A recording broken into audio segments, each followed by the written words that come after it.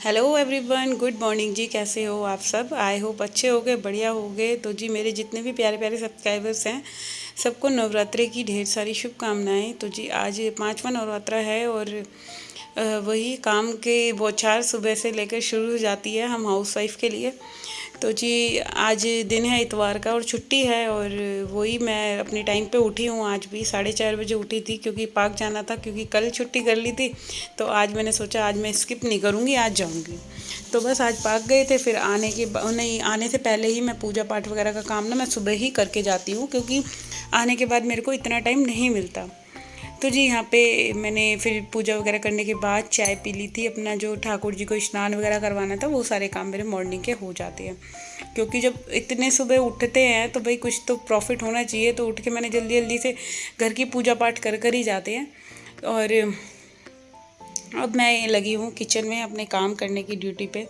तो नाश्ता कुछ नहीं बना रही, क्योंकि छुट्टी है। छुट्टी वाले दिन वैसे भी मैं स्किप कर जाती हूँ, और बच्चों को यही चाय ब्रेड वगैरह जो भी कुछ लेंगे वो खिला दूँगी। और आज बना रही हूँ मैं सीताफल बच्चों के लिए और पतिदेव के लिए। वैसे बच्चे खाएंगे तो नहीं, और मैं ले आई थी तो फिर बनाना तो पड़ता ही।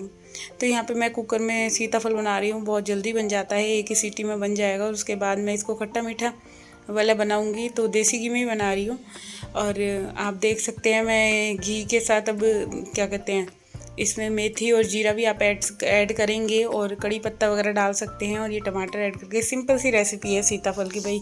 अब मैं आप लोगों के साथ इसको क्या ही शेयर करूँ, सबको ही आता है बनाना, ऐसा कुछ खास है नहीं सीताफल में। तो जो मॉर्निंग में जब हम अपने जल्दी टाइम पे उठ जाते हैं ना, तो आप एक चीज़ नोटिस करना, बहुत जल्दी सारे काम होते हैं। और अपने आप को एक्टिव रखना बहुत ज़रूरी है आज के टाइम में। और जिस टाइम हम निकलते हैं बिल्कुल अंधेरा हो रहा होता है, और बिल्कुल अंधेरे अंधेरे में ही हमारा पार्क का काम निपट जाता है। 1 घंटा लग जाता है सुबह मॉर्निंग में, और पूरे दिन में भाई एक घंटा निकालना बहुत ज़रूरी है हम हाउस वाइफ को तो खासकर। जब तक हमारा जब तक हमारी ही दिनचर्या या बॉडी ही ठीक नहीं रहेगी, तो हम घर वालों का ध्यान और बच्चों का सबका कैसे रख पाएंगे। तो अपनी केयर सबसे पहले है, फिर उसके बाद सबकी केयर। तो अपने आप के लिए हमें थोड़ा सा टाइम अपना फिज़िकल हेल्थ के लिए देना चाहिए। तो जी वही है कि जब तक हम अपने शरीर के लिए ध्यान नहीं देंगे, तो हमारे शरीर में 100 बीमारियां स्टार्ट हो जाएंगी। और मेरे साथ भी ऐसे ही हुआ है, थायराइड, पीसीओडी, ये सारी प्रॉब्लम्स हो गई हैं।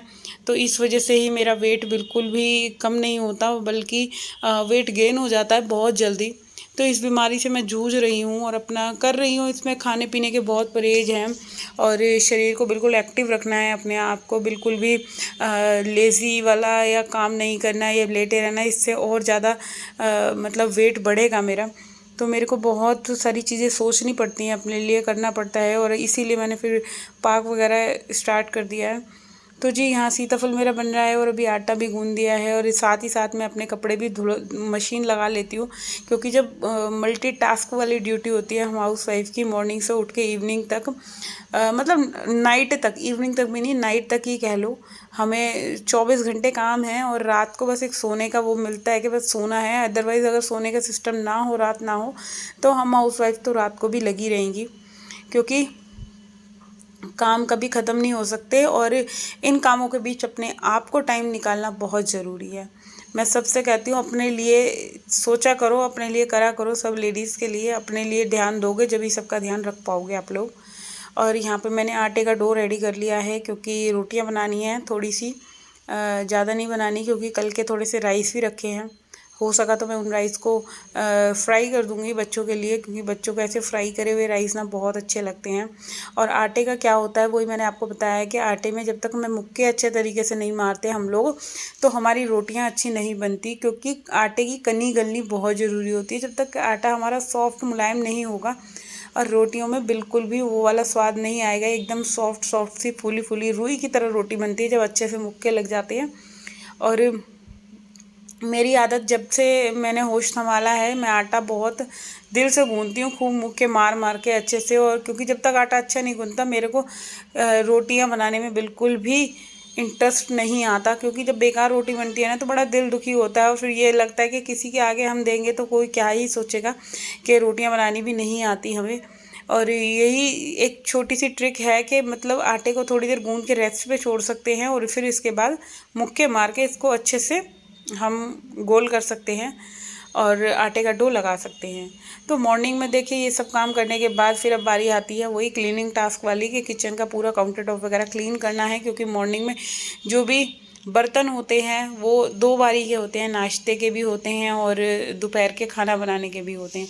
तो इतने सारे चीज़ों के बीच हम कैसे कम समय में अपने काम कर सकें, ये हमारे ऊपर निर्भर है। हम कितना जल्दी अपने कामों को ख़त्म करके अपने लिए भी टाइम निकाल सकते हैं, रेस्ट भी कर सकते हैं।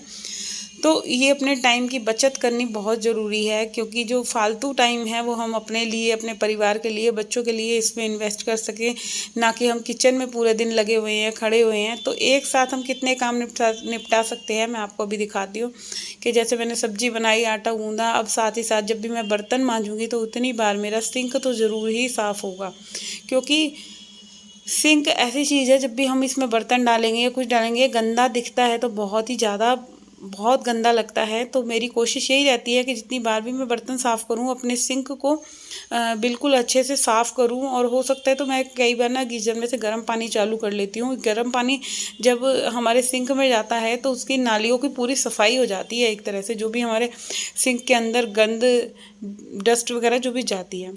तो जी चलिए, यहाँ तो किचन का काम मेरा हो गया था, मतलब कि बस कैबिनेट्स वगैरह साफ़ करनी थी। तो मैंने उससे पहले सोचा क्योंकि अब थोड़ा सा केयर करनी है तो अपने बॉडी की और हेयर की बहुत ज़रूरी है। तो यहाँ मैं नेहा मेहंदी घोल रही हूँ, और नेहा मेहंदी बहुत ही अच्छी होती है हमारे बालों के लिए, हेयर फॉल के लिए। और मैं मेहंदी में क्या क्या मिला रही हूँ मैं आप लोगों के साथ शेयर करूँगी। तो इसमें मैंने थोड़ी सी कॉफ़ी डाली है, और कॉफ़ी से बहुत अच्छा कलर आएगा इसके अंदर, और थोड़ी हल्दी डाली है। हल्दी एंटीबायोटिक होती है, जो कि हमारे रूट्स के अंदर, जो भी हमारे स्काल के अंदर जो भी हमारे प्रॉब्लम होती है, जो भी हेयर फॉल की प्रॉब्लम है, ये हल्दी हमारे लिए बेस्ट ऑप्शन है। तो हल्दी तो हमें खाने में भी दूध के साथ अगर आप ले सकते हैं तो बहुत ज़रूरी है। और इसमें फ्रेश मैंने दही डाली है 1 चमचा, क्योंकि बालों के लिए हमें दही बहुत ज़रूरी है। ये एक ऐसा एंटी एजेंट है कि हमारे बाल बिल्कुल स्मूथ एंड शाइनी कर देता है, और हमें कोई भी हेयर केयर की अब ज़रूरत नहीं होगी अगर इतनी सारी चीज़ें हम मेहंदी में घोल के लगाएंगे। तो यहाँ आंवला वगैरह भी घोलना था, तो आंवला मेरे पास नहीं था, अवेलेबल नहीं था। तो मैंने कहा चलो कोई बात नहीं, नेक्स्ट टाइम आंवला, एलोवेरा वगैरह मिक्सी में पीस कर मैं इसमें ऐड करती हूँ। जब मैं दूसरी बार मेहंदी लगाऊंगी मैं आप लोगों के साथ वो वाली भी वीडियो शेयर करूँगी कि आप अपने हेयर की कैसे बाल झड़ने वाली प्रॉब्लम से निजात पा सकते हैं। तो जी इसमें आप मेथी का पानी भी ऐड कर सकते हो, बहुत सारी चीज़ें हैं। मैं नेक्स्ट वीडियो में वो वाला बनाऊंगी अपना मेहंदी जो घोलूंगी। तो ये अभी फ़िलहाल मेरे पास यही चीज़ें थी। और मेथी को क्या होता है, भिगो के रखना होता है, तो मैंने भिगोना भूल गई थी, तो फिर कच्ची मेथी नहीं डाल सकते थे। तो इसी वजह से ना मेरे इसमें मेहंदी के अंदर फिर मेथी मैं भिगोना ही भूल गई, तो डली ही नहीं। तो ये सारी चीज़ें डाल के जब हम अपने बालों में लगाते हैं तो बाल बहुत ही ज़्यादा हेल्दी हो जाते हैं। और देखो ये सब चीज़ें नेचुरल हैं, कोई इसमें केमिकल वगैरह कुछ नहीं मिला हुआ। और जितना हम बाहर के ये शैम्पू, केमिकल वगैरह वाली चीज़ें यूज़ करते हैं अपने बालों के लिए, तो ये हमारे लिए बहुत ज़्यादा हार्मफुल है हमारे बालों के लिए। और सभी चाहते हैं कि हमारे बाल लंबे हों, अच्छे घने हों। तो ये मैंने अभी घोली है, इसको कम से कम 1 दिन के प्रोसेस के लिए हमें रखना है। कम से कम 12-13 घंटे इस लोहे की कढ़ाई में रखने से बाल बहुत अच्छे शाइन मारते हैं जब ये हम मेहंदी का लगाएंगे। तो ये मैं नेक्स्ट वीडियो में आप लोगों के साथ शेयर करूंगी कि जब मैंने मेहंदी लगाई और इसके बाद क्या रिज़ल्ट रहा, मैं आप लोगों के साथ दिखाऊंगी। तो आप लोग भी ट्राई कर सकते हैं। ये मेरा मेहंदी वाला प्रोसेस आप लोगों को अच्छा लगे तो प्लीज़ कमेंट बॉक्स में बताना कौन कौन इस तरह से मेहंदी लगाता है और क्या क्या डालता है, सब अपनी अपनी राय बताना। तो मैं तो यही सब चीज़ें डालती हूँ और अच्छा रहता है। ज़्यादा मैं बाल खोल के नहीं रहती, जब कहीं जाना है पार्टी फंक्शन में तभी बाल मेरे खुलते हैं, अदरवाइज़ ऐसे तो मैं जूड़ा बनाकर ही रहती हूँ। क्योंकि हम हाउस वाइफ का क्या होता है, हम किचन में 10 बार काम करते हैं और बाल खोल के हम काम बिल्कुल नहीं कर सकते। और मेरे तो बाल वैसे भी बहुत ज़्यादा झड़ रहे थे अभी कई महीनों से। तो मैंने सोचा अब मैं कुछ अपने बालों के लिए एक्स्ट्रा ट्रीटमेंट करूँगी, खुद ही अपने आप से जो देसी नुस्खे होते हैं वो सारी चीज़ें यूज़ करूँगी। अपने घर में ही हेयर मास्क बनाऊँगी और वो लगाया करूँगी। तेल में भी मैं एक तेल बनाऊँगी, मैं वो भी आप लोगों के साथ शेयर करूँगी अपना वीडियो। और जब हम ऐसे अपने घर की चीज़ों से अपने बालों की केयर करते हैं तो आप लोग यकीन मानिए देसी चीज़ें बहुत अच्छी होती हैं। क्योंकि बाहर की चीज़ों में कितना केमिकल होता है ये आप लोग जान नहीं सकते कि हमारे बाल बिल्कुल डैमेज कर देती हैं ये बाहर के जितने भी महंगे महंगे प्रोडक्ट्स हैं। और इसी वजह से मैं घर की चीज़ें ज़्यादा ठीक समझती हूँ कि अपने बालों के लिए।